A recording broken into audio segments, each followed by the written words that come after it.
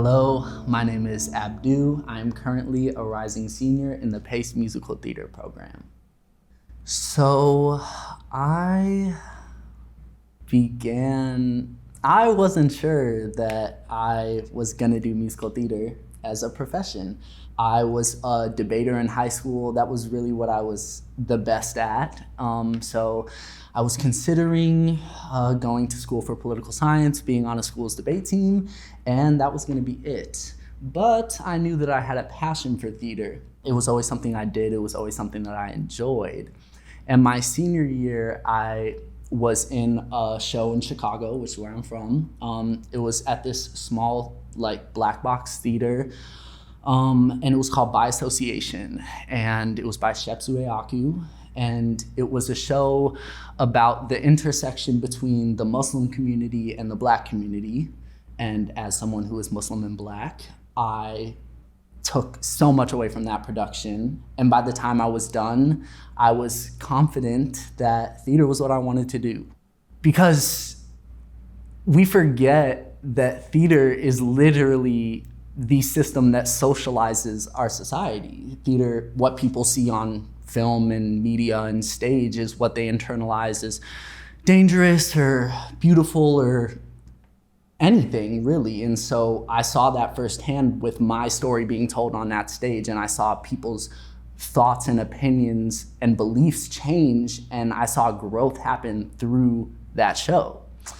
And that was what convinced me to do theater, because I was actually impacting people night after night, affecting people, changing people, and enlightening them on my personal story, which was selfishly beneficial and also just a great experience to educate and inform people through theater.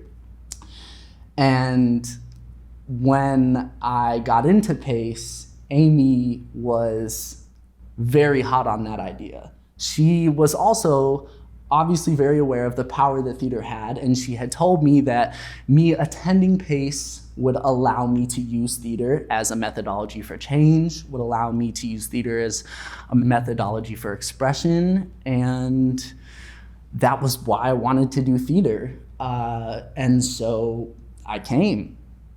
And PACE, which I learned from the banner, is one of the most diverse schools in the country. And so for any person of color, especially a Black person, you see that and, you're going, because every other banner, you're gonna be the token, you're gonna be the one. And at PACE, you get to be one of 3 or 4, which is somewhat better, I guess. So pretty much the second I got to PACE, I quickly realized that the promises that had been made to me were not going to be implemented in any way, shape, or form. Pretty much within the first few days of PACE, things got pretty rocky pretty fast. The first thing that a lot of the people in my class ever said to me was, I need a dictionary to understand how you talk, because they had never heard someone say bet or slide, even though now most of them, that's their favorite word to use. But yeah, people would constantly make jokes about how I talk, how they couldn't understand me. Even professors, specifically John Vincent Mercanti, had a discussion with me that really triggered me, because he kept evading the points that I was trying to make by saying, well, I can't understand you, so there's not even a point in having this conversation.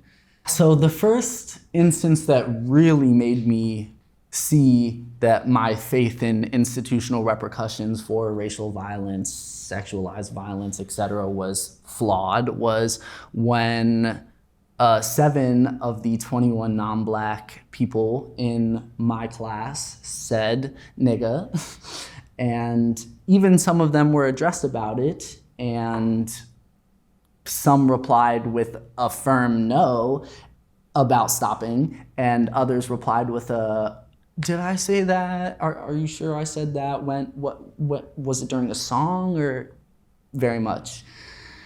And so when we went to Wayne Petro, who was the person that we reported these people triggering us to, he basically made it our responsibility to give our class a lecture on the history of the N-word. They basically just stuck us in front of our class and were like, teach away. And at that point, we started to pick up on the clues that maybe y'all aren't gonna be sustaining us the way that you should be or you promised to. That was in 2017, fall, about a month or two into school, literally. On top of JV making cracks about how I speak, and my class making cracks about how they couldn't understand me, people would come up to me after class and say things like, I'm so surprised that you had something intelligent to say in class, or wow, I never expected you to have such a verbose vocabulary. And I was out here accepted to Northwestern, NYU, Cal Berkeley, amongst other very accredited universities. So I was very confused. Not that that's a quantification of education or of intelligence, but it was very shocking how quick people were willing to make judgments about my education when they probably didn't even know my last name. At the beginning of my sophomore year, so it would be fall of 2018, our artist in residence was a woman named Judith Ivey. She came in and she gave a full presentation to our school, not even just to the MT program. She spoke to the entirety of PPA, Pace Performing Arts. In that meeting, she cracked plenty of jokes about people from outside America stealing all our jobs and how the union needed to be better at making sure that only Americans get American jobs. She made several ableist comments about people with speech impediments, and she topped it all off with a statement that she casts people of color as a quota and she casts white people for the money. And that's a quote, like I'm literally not paraphrasing. She said, for the money, and then she said, because white people sell tickets. Part of the artist in residency program at Pace is that the artist in residence comes in and they do a little performance of some sort, whether it's a workshop of a show, whether it's a new musical that they've been working on, or a different project. But it's basically an opportunity for students to work with them. I was obviously very concerned about working with Judith Ivey, as multiple of my peers of color were too. This woman is a 2-time Tony Award winning person, and having conflicting opinions with her could seriously damage any one of our careers. So the choice is either be in her show and sit there quietly so that your career can be maintained and just suck up her implicit bias and just straight up anti-Blackness, or speak out against her and have your career potentially dogged. So clearly we were like, that's a lose-lose situation, and we would prefer to just not be involved. We went to Amy thinking that she would allow us to, at least have a conversation about potentially not auditioning for obvious reasons. Amy actually not only told us that we had to audition, but actually dangled future opportunity in front of our faces on multiple occasions if we didn't audition. She basically told us, you have to be in the room with this woman or you won't get to be in the musical until next year. And in that meeting, which I do have a voice memo of, she literally admits to hearing and acknowledging what Judith Ivey said. I feel like right now, you guys in theory should be in the business of yes, but if it's like something that you absolutely, that is almost irrelevant to me. The practice of doing this, the pedagogy of going through something like this is really important, and not turning it down based on, or not wanting to do it based on a feeling. Yeah, did she say some things that were ill realized? Of course she did. I was there, I heard the whole thing. I get it. But to deny yourself that that part of your process seems very short-sighted to me. Like Artist in Residence lives in its own area thing. Yes. Mm-hmm. Right? If you don't audition, you cannot audition for Memphis. I know. That's where the conversation ends. If she is and I really hear you, and I'm sorry that this is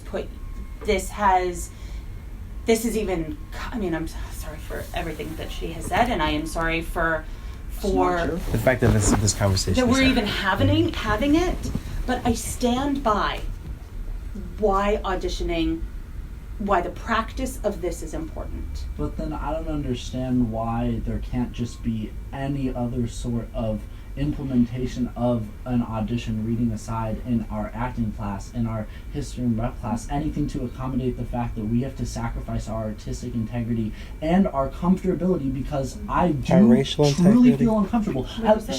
Racial integrity as well. I'm saying, like, literally, the door open. I am going to be uncomfortable in that room. I'm just saying, like, it does make me uncomfortable, and, like, at the end of the day, being in Memphis is, like, something that's important to me, I guess. So if the question becomes, do I have to sacrifice my artistic integrity and be able to be cast in a black show at Pace University as a black man at Pace University, why is that a choice that has to be made when in my head how is that a fair choice to be made? And how is it fair to say, I mean, this pedagogy is important, but we're gonna ignore this side of the equation completely? I'm not ignoring it. I acknowledge that it's there. I'm not ignoring it. I acknowledge that it's there. I'm sorry that it's there. And I'm sorry that you're feeling that way. I really am. And I will leave this decision up to you. But that's where I need it. It's what I need. She says things like, yeah, I get it, how messed up it was. I really do. But you all are just new sophomores, so you're in the business of saying yes right now. That's a quote. You're in the business of saying yes right now. And we're sitting here like, Amy, this woman literally makes us uncomfortable. Like, she fully said in a room of hundreds of people that with her chest that we were her quota and she was not taking us for any other reason. So why would we audition? Amy continued to deny us. She continued to hang our opportunities at the future over. She continued to hang our future opportunities at the school over our head if we didn't audition. And so we were forced to. I also think it's important to note that Amy's reasoning for making us audition was, in the real world, once again, this is the business of yes, and you have to audition for everything. It's just funny because that standard is not applied to all students at Pace. Minutes after my Judith Ivey audition, I had a conversation with one of the white seniors at Pace at the time, and he was joking about how he was gonna skip his Judith Ivey audition. He just wasn't feeling it, so he was just like, yeah, I'm just gonna take the train home and like email Amy that I'm sick and I'll be all good to go. And he was. Was he sick? No. Was he punished for not auditioning? No. But he got away with it all. I also do want to bring up the fact that I have asked JV, John Vincent Mercanti, who I said earlier, also JV Mercanti. Hi, JV, I know you're watching. I told him on multiple occasions to have a conversation with Judith Ivey at minimum. He knew that Amy was forcing us to audition for this woman. He knew our concerns, and he would, in private, tell me, yeah, that's so messed up what she said. That's really messed up. Like, I thought he cared about me. I thought he had love for me, and I thought we were friends because he told me those things. But at a certain point, does a friend just let somebody get stomped on over and over again and do nothing about it? Does a friend just sit on the sideline and let their coworker, stand by their coworker, support their coworker that is simultaneously gaslighting and attacking students that you would consider to be a friend. Like, the analogy I think of is like, if I got my ass beat, like I'm bleeding out on the side of the road, and somebody who's my friend comes up to me and whispers in my ear like, damn, that was really fucked up, man, and then just walks off. I'm still on the ground bleeding. I'm still hurt. Nothing is better. And if anything, nothing has even been done to help me up, let alone actually discuss the person who just beat my ass. So are you really my friend, or are you just sustaining systems that allow my ass to get beat over and over again? Going into second semester of our sophomore year, the reason that I was so adamant about being able to audition for the musicals the next semester, which is what Amy was threatening to take away from us if we didn't audition for Judith Ivy, was because we were doing Memphis in the spring. And we had a Black director. His name is Robert Hartwell. And I had never done a Black show with a Black director before.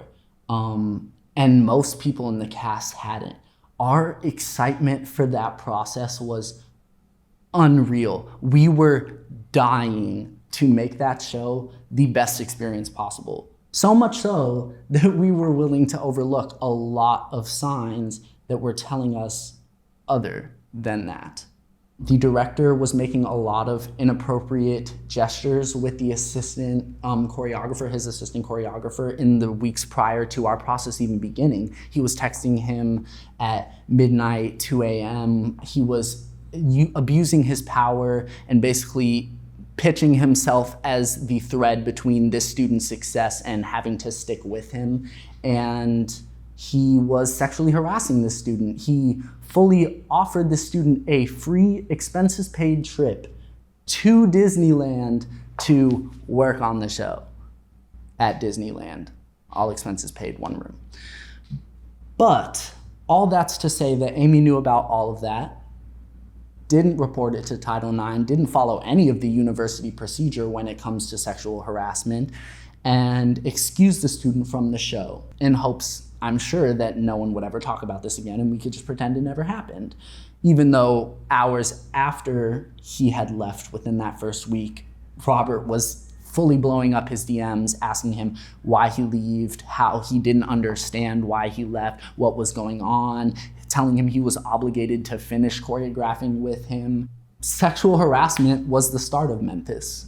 I think it's just important to say that Robert targeted the Black cast of Memphis. He pit the Black and white folk against each other from the start. He had a very different set of rules for the Black cast members and the white cast members. Black cast members had to be in a uniform at all times. The white cast members got to wear whatever they wanted. Black cast members were rehearsing 6 to 8 hour days. The white cast members were rehearsing 45 to an hour. And while they weren't rehearsing, they were sitting and literally doodling, drawing comics, or playing games while we were literally being screamed at. At the top of his lungs, he would verbally scream at us for the entire process. I think it's important to note that while he targeted every Black member of that cast, he specifically targeted the trans and gender nonconforming Black folk in the cast and the Black women in the cast, specifically in the ensemble.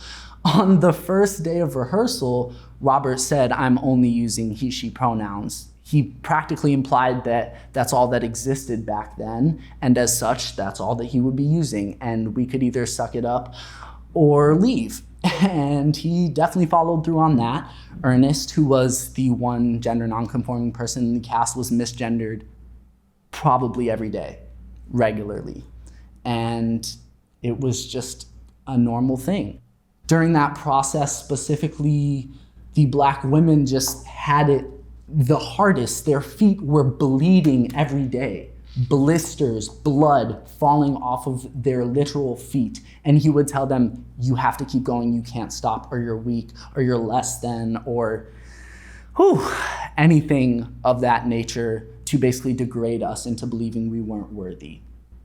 There was a day of rehearsal where Robert was mistaken in thinking that my friend Yana didn't know a line that she had. This is the black woman in the ensemble of the cast. He terrorized her, and that day specifically, he screamed at the top of his lungs at her, took her stuff away, took her lines away from her, and tried to basically belittle her. And I was the swing of this production, so I was sitting on the side with the script in my hands, fully seeing that he was wrong. Yana fully knew her line, and it was someone else in the cast who was missing their cue line for her to speak. She broke down crying in that rehearsal, as anyone would, because she was being attacked in front of everyone. He proceeded to continue the process of directing us and pretend that she didn't exist. He literally was like, okay, back to the scene, start it over, and tried to have us just continue like there wasn't fully a woman crying because he just attacked her in front of a room full of people. He then pulled her aside after rehearsal and essentially told her, we can't have people crying in rehearsal, that's distracting, and that it was unacceptable. More things that he did to Ernest, who's once again the gender nonconforming person in the cast. Ernest actually tore their meniscus during Memphis. They fully were told by a doctor that they could not dance. They were informed that if they danced, they would further injure themselves to the point that they might not even be able to dance ever. And Robert told them, you are dancing.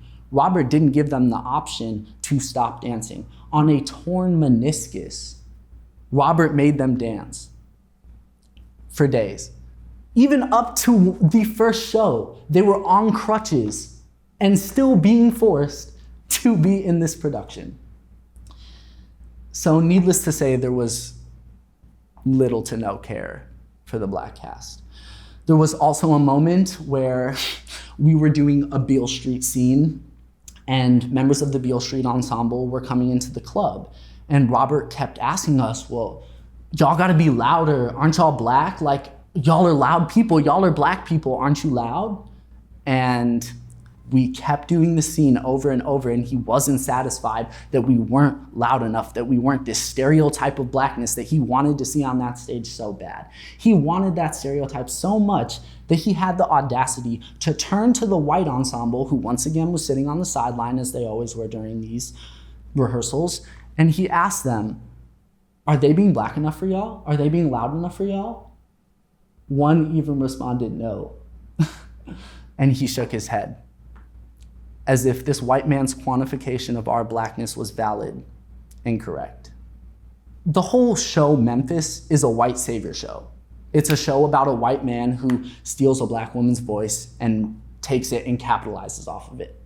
So for him to sit in that show that we were performing and turn to the white cast and ask them to quantify our blackness as if a version of blackness is what they needed in order to understand us, or in order for us to make sense, was crazy.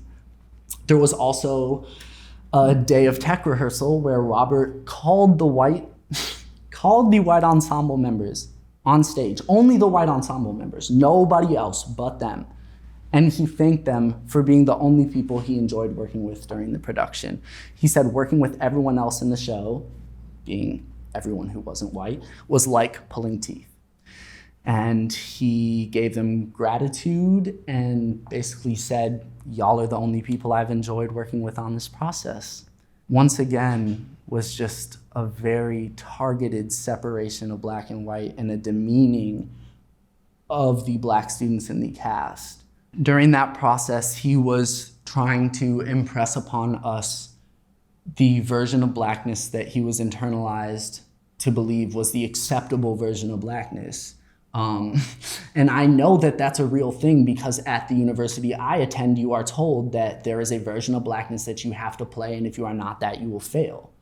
And I understand that he was trying to impress that upon us, but it was so violent and traumatic, and the tears and the shame and the pain that the Beale Street Ensemble experienced during that production is like nothing I've ever felt. It was easily the darkest time in my life. It actually was the reason that a black student had to leave Pace because they were so uncomfortable and dissatisfied with the university. I think it's important to note that throughout this process, I had at least 3 or 4 meetings with Amy where I was telling her, and Dylan Freeman, who was also a member of the Beale Street Ensemble, was with me a lot of those times. And we were informing her, like, this man is traumatizing us, he's attacking us.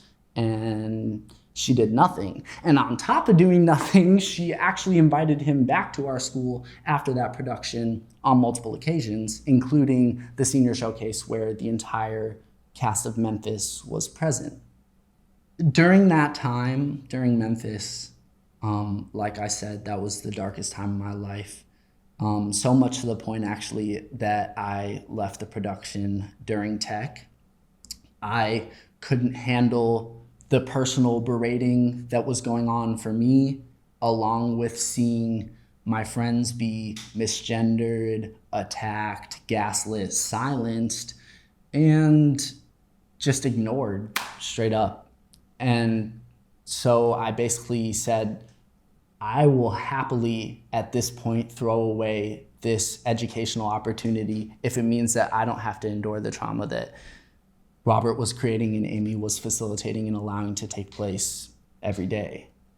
So yeah, I left Memphis, and there was major repercussions to that decision. My discomfort with Memphis came, as much as it came from personally Robert not letting me perform ever because he was forcing Ernest, who was a track that I was covering, to literally dance on a torn meniscus. That was something that made me angry, but the major portion of discomfort coming from Memphis was the fact that faculty knew the whole time and invited this man back into our school after knowing the pain that he had caused us. And it's just seeing my friends go through that and just watching them be ignored, just realizing that if I was ever in that amount of trouble, that I would be ignored too. Why am I even in that space? It was never for me. It was never to keep me safe, or let alone to actually do what I want to do in theater, which is, once again, educate and use it as a methodology to change the world and enlighten people and share stories. It was a space of just trauma, and trauma that was seen every day and ignored every day. And once you're ignored day after day after day after day after day, at a certain point you have to be like, my livelihood is worth something. So if it's worth anything, then I don't need to be in this environment anymore. The day after I left Memphis, we had tech class, which is a class that Amy teaches. It's musical theater technique, where we basically sing a song and she gives us notes. I was assigned King of the World, and the circumstance she had given me was to play someone who was imprisoned. That was nowhere near the first time she had asked me to do that, to play the prisoner, or to play the slave even. But that day was hard, obviously, because I had just left Memphis, and emotions were just insanely high, and being triggered is a real thing. And so I actually left her tech class with probably 20 minutes to go because I was so uncomfortable with the way in which she was trying to tell me how to be a prisoner, how she was trying to direct me on what being imprisoned looks like, or how that affects my Blackness, and the kind of fetishization that occurs, not to mention the fact of the fetishization of me being half Black and white. So there's that whole aspect of like, our industry is structured upon colorism, and so people love Blackness being portrayed by lighter skinned Black folk. And the combination of all of those things in that tech class was just too much for me. So I left with 20 minutes to go in the class. And I went to Amy's office directly after the class because I was like, I'm gonna at least tell you like why I left the class, and we can discuss me leaving Memphis. This was the meeting where I learned that this institution is not just ignorant or not just unaware, but is actively upholding systems of white supremacy and actively silencing students of color. I went in and I was immediately told it was unacceptable for me to quit. I was told that there was a problem with the fact that I was reporting racism, that I was reporting fat phobia, that I was reporting transphobia to her on a constant basis. The quote she used was, "If casting people call me, I'm gonna have to tell them that problems follow you everywhere if you continue to raise problems in my program." So I was shook because once again, up till that point, I was like, this institution like isn't the best, but they're not like actively like attacking Black students. What? And when I heard her say that, when I heard her literally say that because of my choice to remove myself from a space that dozens of students have informed her, including myself, was traumatic on a daily experience, that she would essentially ruin my career. And that if I continued to report racism in her program, that I would not have a career, or she would tell casting directors that I was problematic. That was when I was like, oh, so this is what we're dealing with. Like, this is like you're coming for me. Like, I bet, like, let's go. So pretty soon after I had the meeting with Amy where she threatened to basically tell professionals in the industry not to work with me because I was reporting racism in her class, I found out that she was not lying. Within a week or two, I met my acting teacher for junior year for the first time. And the first thing he said to me was, "I really think you should keep your head down in this program. That's clearly the best path for you. That's the only way you're gonna be successful here." And Amy had said that to me in the meeting too, multiple times. She had said, "Keep your head down." But that moment sitting with Michael Warner really hit me because I was like, wow, this is the person who's fully gonna be teaching me for the next year. And he already has such a structured, pre-existing idea of who I am, of my values, of my intentions of being in his class. That seeing that preconceived notion was definitely very harming, and also another moment when I realized just how little education I was really going to receive. If I couldn't even walk into a class with a teacher that knew nothing about me with a clean slate, then what am I even doing here? Our fall semester of our junior year, we did a production of Amelie. During the process of Amelie, there was a lot of problematic things that happened. There was double casting that happened, and there was one Black Amelie and one Black Nino. And during that process, every day, Matthew Smolsky, who was the white man who I was doubling, would say something to me to make me feel like I didn't belong in that role and that Yana didn't belong in that role. He told, Yana was the Black woman who was Amelie, one of the Amelies. He told freshmen that Yana got the role only because they needed a Black person. He told me to my face, amongst other people in the cast, that the only reason me and Yana got the role is because they needed one of each. He constantly has berated Yana, even historically. And I think it's important to mention that before Yana was paired with Matthew Smolsky, she told Amy, "This person makes me uncomfortable. I don't feel like I can be in a show with them at all. Please do not put me with them. He has attacked me multiple times." And we opened the cast list, and who's with who. During that process, Matthew Smolsky would tell me that my voice didn't work for Nino, would tell me that I'm the street Nino, which was his nickname for me, and the hood Nino once, because he just wanted to throw some variety in his anti-Blackness, I guess. All that's to say that when all that was happening during Amelie, I specifically even had to tell my director, you cannot associate my name with any of the things that we have just reported, because Amy has literally told me that if I report violence, she will ruin my career. When I told my director that, her response was, "I know." And her response was, "I know," because before I was cast as Nino, Amy had advised her not to cast me and advised her that I was dangerous to work with or things of that nature. So once again, the trend of her dogging my professionalism and my work ethic and my everything to industry professionals was continuing. My educational experiences were tainted from that point on because of it.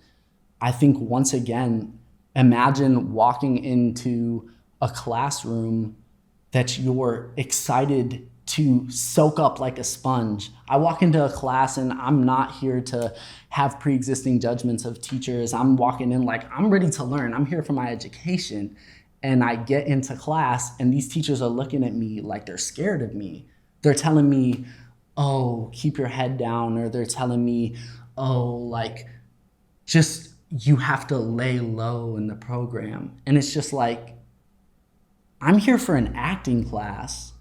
Like, I'm here to learn Meisner or Stanislavski. Like, what are you talking about? I need to keep my head down in the program. Like, you can't even access education if the people educating you have pre-existing notions of what you're going to be in their class. And Amy made sure that every classroom I walked into, teachers did have pre-existing notions of myself, of what I was bringing to a class, to make sure that she spread the message that those who reported problems within her program were dangerous and needed to stop. The next production that I was in at Pace was Second Line, which was a Pace new musical. Every year during the winter break, Pace does a new musical where they bring in professional writers and you get to work with them and basically get to do a new musical, which sounds really awesome. During that production, of Second Line by Carner and Gregor, there was definitely some instances of discomfort amongst the staff and amongst the stage management team, which is important to remember. In the cast, at a certain point in the show, they had told us that they need the cast to sound more tribal, more African, but not black, but just African. There was a lot of misgendering that was happening during this process too. On the opening day of the show, we had a meeting. Amy was at this meeting, which was weird because she doesn't come to Pacing musical rehearsals, so she hadn't that year at all. And along with her was Chris Sicardi, the head of stage management. And they were there to inform us that a stage manager was leaving the production. Mind you, this is not during rehearsal. This is fully like opening night, like shows, like we are in shows. And this stage manager is leaving. And they give this whole speech about how Kate feels uncomfortable and that, they have treated her unfairly and she doesn't feel comfortable in the environment. And so they're allowing her to leave. And the entire room gave her a standing ovation out of her courageous nature for leaving the show. We were all like, yes, queen, like leave. This is an uncomfortable space. Like go off, you deserve that. So I'm sitting there in the corner, like looking around like, wait, hold up. So you're telling me this white woman gets to leave a show during the show because of an uncomfortable environment, but I can't leave tech rehearsal of Memphis when literally dozens of cast members are out here telling her on the daily how uncomfortable, how traumatic that experience was for us. So I left that meeting. Like I immediately, when we started clapping for her, I was like, no, you actually got me fucked up for that.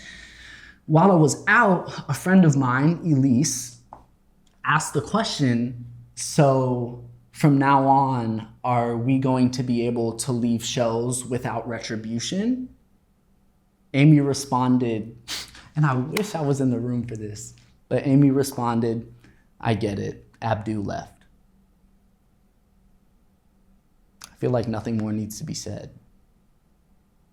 After Memphis had happened, Amy approached me asking me to write a contract for future directors because she knew that there was double-digit amount of people in this cast that were crying every night from going to rehearsal, that were in literal physical pain every night from rehearsal, that were uncomfortable every day in rehearsal. And she wanted to make us believe that she was doing something.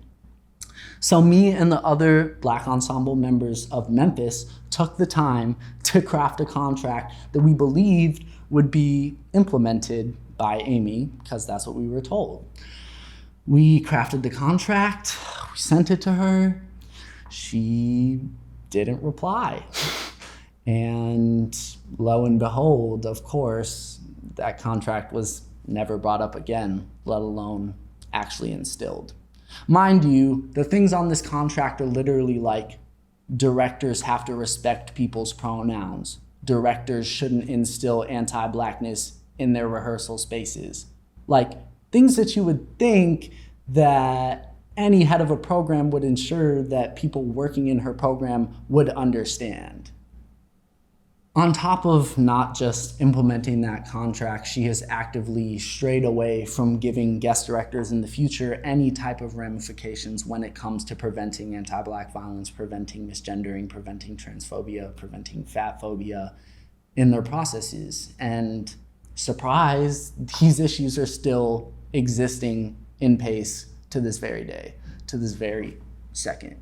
So to say that she's ignorant, to say that she doesn't know, to say that no one has reported these things, or to say that there hasn't been a contract or a committee or a panel or a talk or a training is naive and incorrect. And we have the documentation to prove it. We have the emails to prove it. We have the voice memos to prove it. This is intentional violence, and there is nothing coincidental about it. There's nothing that hasn't been seen. Everything has been seen and ignored. Throughout my time at PACE, I have also experienced an insane amount of discrimination in every dance class I've taken.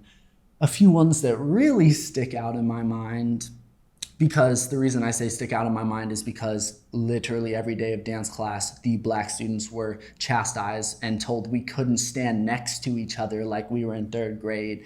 I was told I couldn't go to the bathroom. I was told a myriad of things. So I'm just going to do the ones that are like, damn. Sophomore year, we had a jazz teacher named Lisa Hopkins. She decided that it would be a great idea to give our class a lecture on how the white students could make themselves appear ethnic or like students of color to steal our roles. She instructed the white students that all they needed to do to be a person of color was put on a hat. I'm not joking. She verbatim said, if you put on a hat, you will be able to go in for whatever ethnic, cultural auditions that you need to go on. We were literally standing there in disbelief. I'm surprised I didn't black out. Like, I'm so surprised that I actually kept my footing because I was so shocked. She then proceeded to basically treat that lesson as a gift. She was like, this is a cool tactic for the white students to use, a fun little tip for y'all if you really want to get as many roles as you possibly can. Because once again, we're in the business of yes. Afterwards, I emailed Amy immediately after class and was like, this is what happened. Clearly, multiple students of color were very uncomfortable. And as usual, nothing was done. Another dance class that we take is ballet.